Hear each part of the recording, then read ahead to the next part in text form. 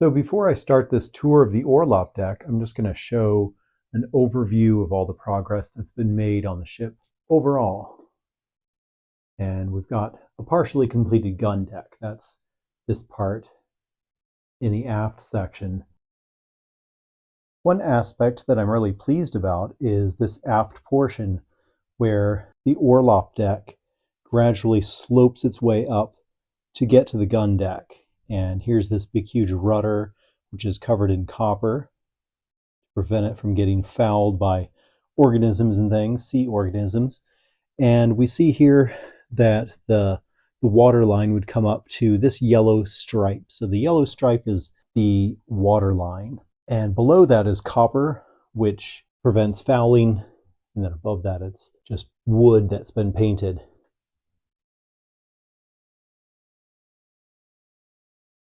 So now, as before with the case of the hold, we're going to start aft and move our way forward.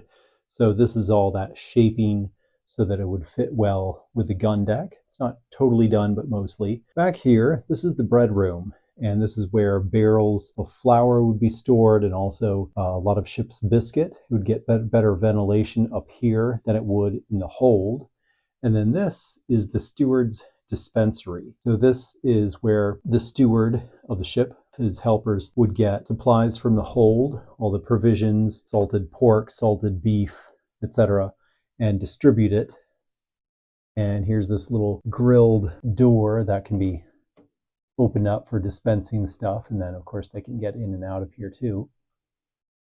So anyway, now the dispensary is open, and in this little area we've got some sand buckets for putting out fires and a lantern. Over on the port side, connected to the dispensary. Also note that the dispensary has some ventilation grill work to help ventilate the hold. Anyways, here's the steward's cabin, which is also connected to the dispensary area.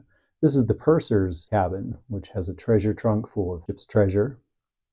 And moving forward, this is the midshipman's cabin.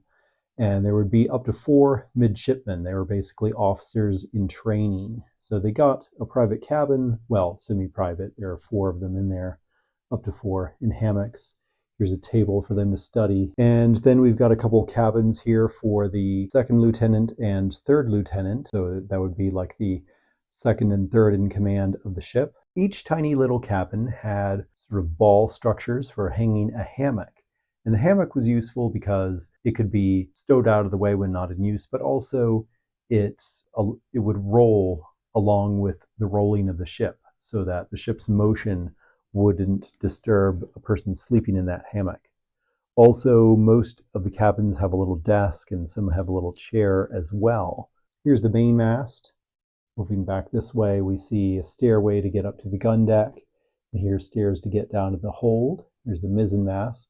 And then on the starboard side, we see the very tiny cabin for the ship's surgeon.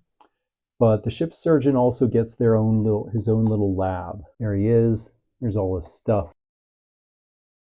And we've got a globe, a skull, some chemicals and whatnot. There's a little microscope and a teacup on a desk. Here's some bookshelves. And another thing to note about this aft portion of the Orlop deck, there's this walkway all around the perimeter on both sides. This is called the Carpenter's Walk. This is to make sure that in battle, the ship's hull can be repaired relatively easily.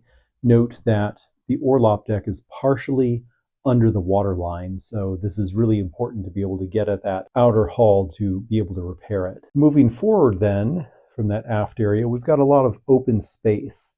And this has a couple purposes. One is for drying ropes. So the anchor cable would be wound down here and then it could be dried in this area. This would also be the ship's cockpit for the surgeon to cut off limbs and things in the heat of battle. Moving forward again, we see this hanging magazine. So this is a space where cartridges could be stored.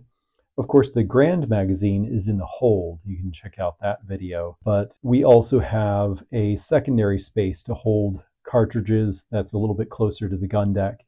And it's called a hanging magazine because it's actually a little bit below the level of the Orlop deck. And so it can be easily flooded with seawater if anything catches on fire. We don't want a bunch of gunpowder to explode if we don't want it to. To avoid having any open flames in that hanging magazine, we have some windows over here and a bunch of lanterns hanging in this small light room. Here's one of the ship's cats. Those were really helpful for keeping the rat population under control.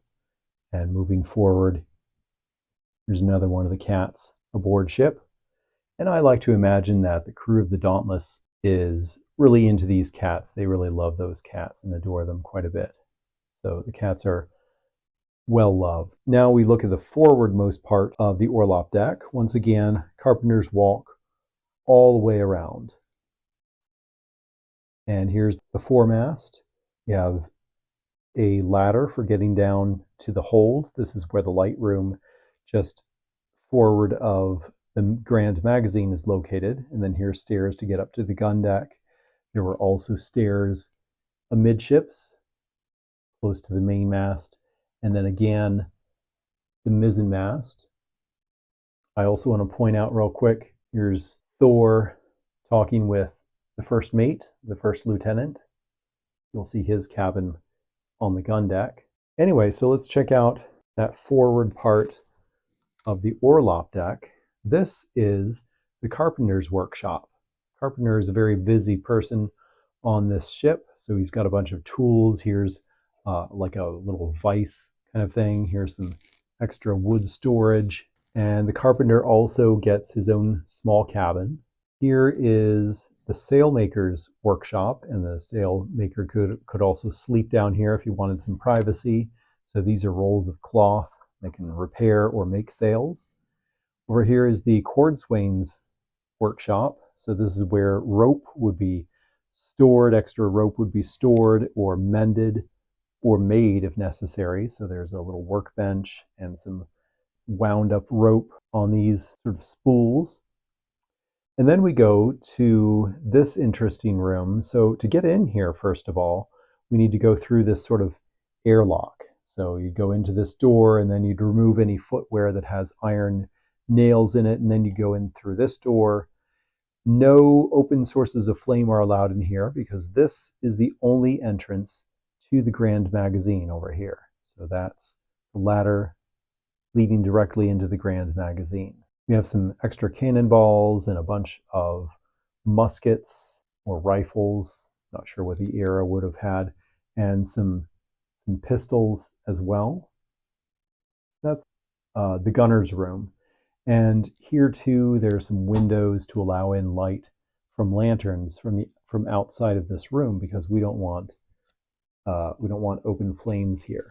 We don't want to allow any open flames where there's gunpowder, unless of course we're firing the guns, in which case that's a different story. So that's the Orlop deck. Just above the hold, the next tour will be the gun deck.